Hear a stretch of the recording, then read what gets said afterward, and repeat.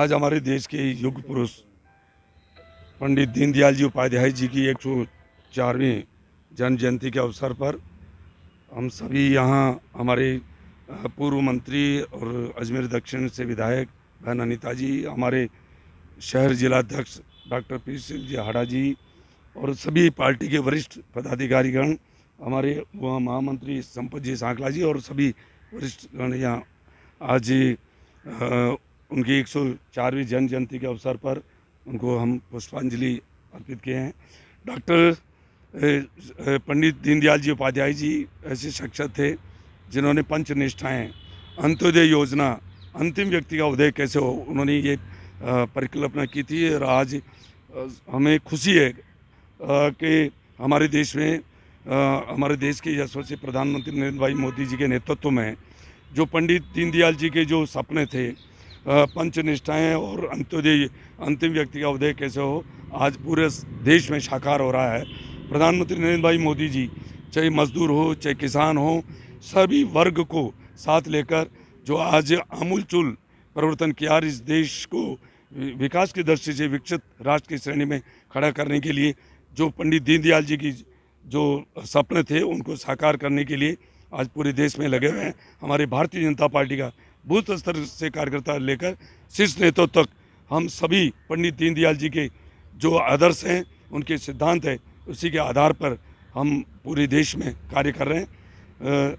मैं तो यही कहना चाहूँगा कि पंडित दीनदयाल जी के जो विचार हैं, उन विचारों को लेकर ही हम इस देश को विकसित राष्ट्र की श्रेणी में खड़ा कर सकते हैं और वो कर रहे हैं। आज मैं पुनः पंडित दीनदयाल जी उपाध्याय जी को मैं नमन करता हूं और उनकी जन्म जयंती के अवसर पर हम यही प्रण लेके चलेंगे कि उनके बताए रास्ते पर चलकर हम क्षेत्र से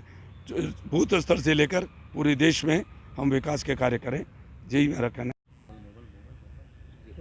है। आज माननीय पंडित दीनदयाल जी उपाध्याय जी की जयंती के अवसर पर आज इस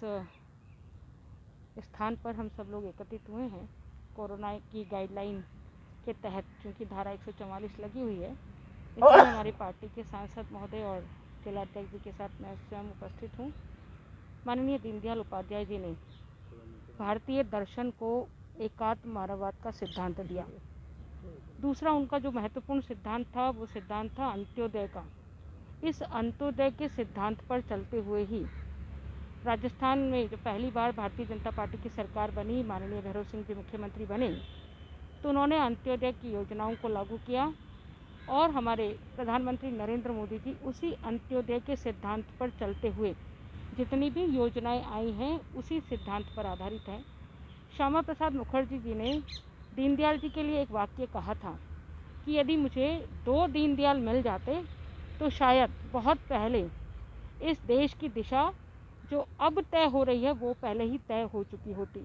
इतने कर्मठ, इतने कर्मशील, राजनीति में मूल्यों को स्थापित करने वाले, जब उन्होंने एक बार चुनाव लड़ा तो जातिवाद राजनीति में नहीं होना चाहिए, इसलिए जाति के आधार पर वोट नहीं मांगने। चाहे मैं इस चुनाव में हार जाऊं, पराजित हो जाऊं, लेकिन मुझे जाति के आधार पर वोट नहीं चाहिए। ऐसा सिद्धांत स्थापित करने वाले, ऐसे मूल्यों को अजमेर की ताज़ा न्यूज़ देखने के लिए अभी हमारे KTN न्यूज़ को सब्सक्राइब करें और वीडियो को लाइक और शेयर करना ना भूलें।